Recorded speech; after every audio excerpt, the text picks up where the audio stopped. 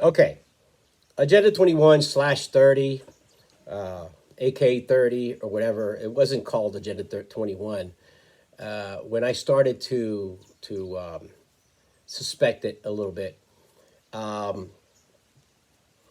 when I started to get a bad taste in my mouth about it, was not far from here.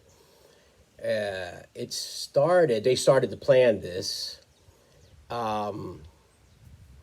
It was in the event Echo 92, Rio de Janeiro.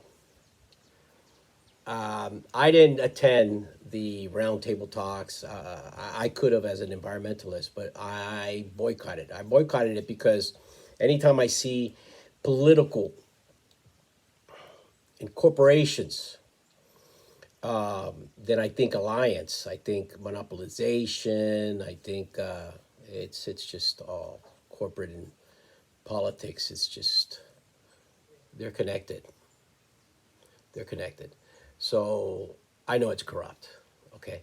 And since there was people there from all the world, these very powerful people, I was just gonna probably get my blood pressure up. So I attended other venues because just like the World Economic Forum, they added religious leaders and religious groups to add soul to it, to add soul. And I saw monks chanting, and it was, and they were all for it. And most people left there so gung ho. We're going to take care of the world, and we're going to take care of the world. Sustainability, feed the planet. Bright future for everybody. So I've been following it on and off since Echo 92. Okay? Now, this, I do have some, my mind, my eyes,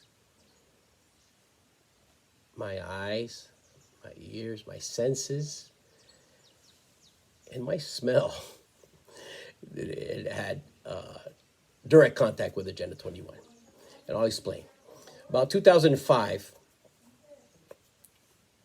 we did our first off-grid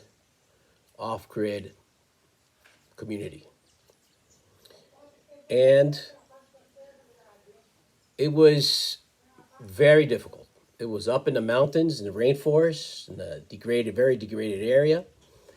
There was no roads there, so I didn't understand why it was so degraded. But then when I started to research and saw all the activity going on with the forest dwellers there, it was just like monoculture and deforestation, slash and burning, and hunting, of course, which was part of their culture. They live those communities, many villages. They are very mountain people are very distrustful with the state, with government, and with activists like me. So I had a very difficult time. Okay, but one of the first things I did was I set up a social environmental project.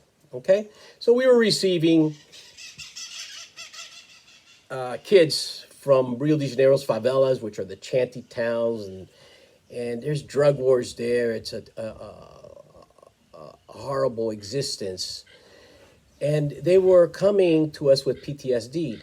So we take them to the waterfalls, and they learn how to meditate because their attention span was they're just suffering from shell shock, and that went very well. Okay, and before you know it, it was recognized, and documentaries were done. A movie was filmed. The mayors from the cities that were far away, they started they started supporting, because I've never done an NGO or participated. I've had very, after that project, I've had a lot of offers to participate and sign for an NGO. And I was always afraid to do that because they're very corrupt. At least here, they're very, very corrupt, and politicians use it to either to launder money or to show, oh, I'm doing this with so and so, and to show some sort of social status or something that they can gain some political capital by saying I do NGO with. So I never participated. So but it was visible, started to gain visibility in the media, and that, and I was having a horrible time with, I call them cowboys, because it's these guys. It's like, developing countries is the same thing that the U.S. was, because everything's like 50, 100, depending on if it's if it's technical, no, but if it's social, environmental, yes. So it was like the Wild West here. I mean, they had a self-proclaimed sheriff, and everybody had guns, and they didn't like me too much, which is understandable. But then I decided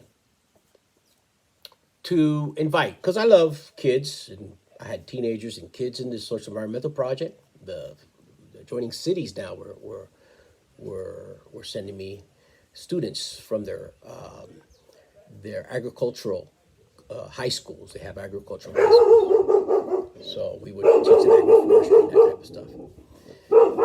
So I decided one day to invite the children of these cowboys and monoculturists, and the people that use Roundup, which is now called Liberty Link. That's something that's going on. That secret negotiation that happened, and now Monsanto now is Bayer, so it's poison. So these guys, these monoculture guys, they were